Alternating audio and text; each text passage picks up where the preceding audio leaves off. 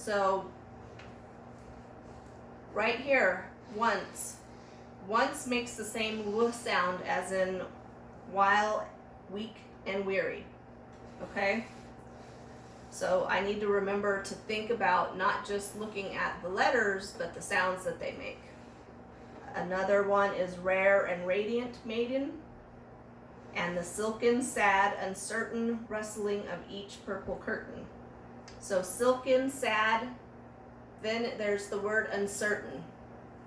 Could uncertain be a part of the alliteration?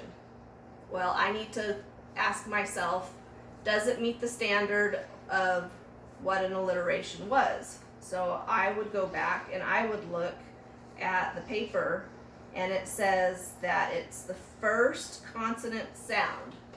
And the first consonant sound is the un or the sound. So we can't use the certain as part of a little alliteration in that example. So it would just be silken sadness.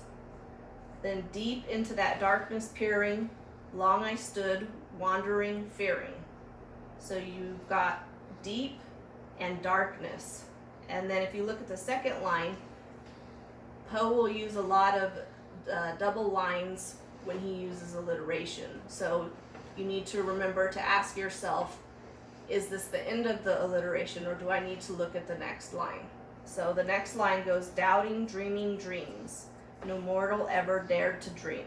So he's got, in those two lines, he's got quite a few examples of alliteration.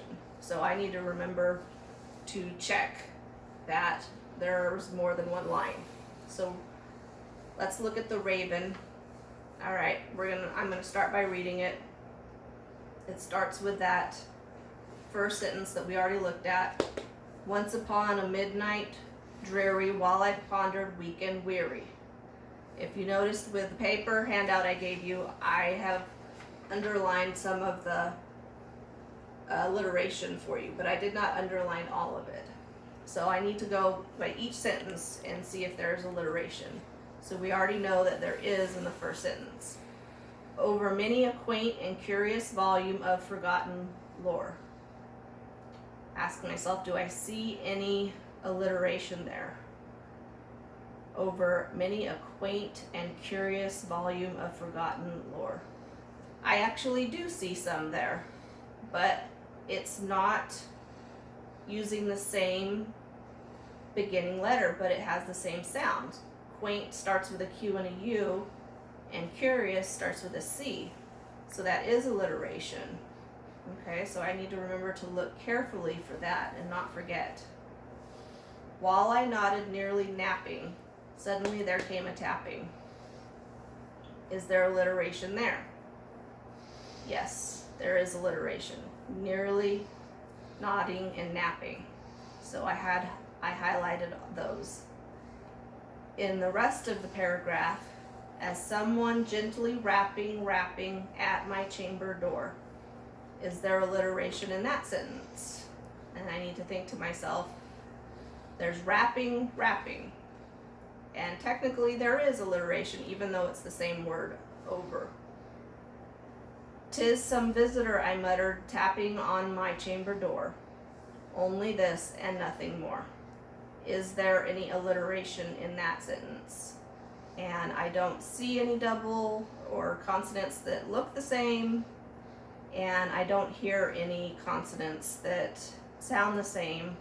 So I would say that there is no alliteration in that paragraph or in that sentence. And we checked two sentences.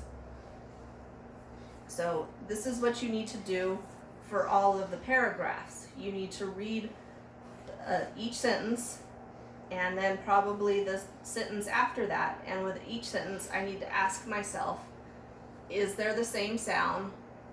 I can look for the same consonant or beginning letter, and that will help me see if there is alliteration.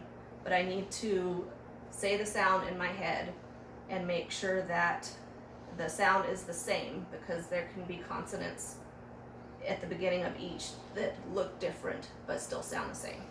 So that's what you need to do to try and figure out whether or not you have alliteration in your poem.